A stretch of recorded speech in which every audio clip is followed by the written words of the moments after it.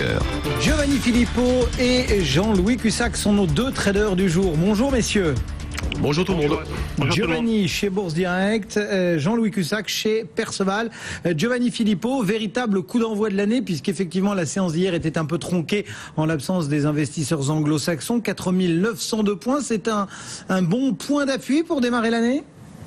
Oui, c'est un bon niveau, c'est la cible que j'attendais idéalement pour une clôture annuelle l'année dernière, donc on l'a fait avec un petit décalage, donc c'est pas trop grave, mais ce qui compte surtout c'est la dynamique qui s'est installée ces dernières semaines et surtout en fin d'année, parce que le CAC a surtout réalisé sa performance au mois de décembre. On a eu un vrai tournant. Bon, comme envisagé, ça se poursuit en début d'année, il n'y a rien de très je dirais étonnant à cela, il n'y a pas de scoop si je puis dire.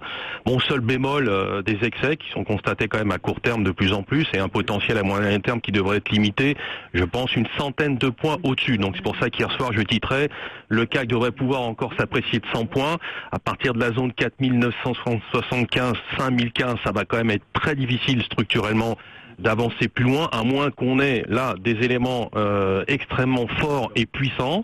Bon, ce qui vient, c'est principalement à partir de la mi-janvier, les résultats des sociétés américaines, ça va être important parce que, comme je vous l'ai signalé, les exigences des analystes vont quand même être supérieures vu les niveaux de valorisation de marché américain qui donnent le tournis. Mais il y a surtout le 20 janvier avec l'investiture de Donald Trump qui va être, à mon avis, très important. Ce sera le premier train de mesure annoncé après son investiture et ensuite leur application.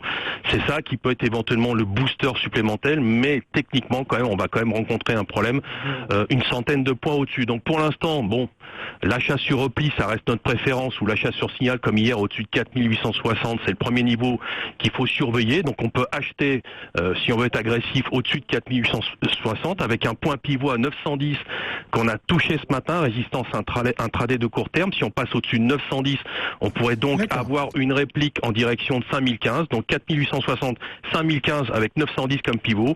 Pour l'instant, on peut travailler dans ce sens, toujours acheteur, mais méfiance dans une centaine de points, ça va commencer à être très cher. Voilà donc pour la stratégie et l'analyse signée Bourse Direct et Giovanni Filippo. Jean-Louis, votre regard sur le marché, votre stratégie, vos seuils en ce début d'année ? Oui, c'est à peu près l'idée de Giovanni, sauf que moi je dirais que la méfiance, elle démarre même maintenant. Je vais pas attendre 100 points de plus. Je suis tous les jours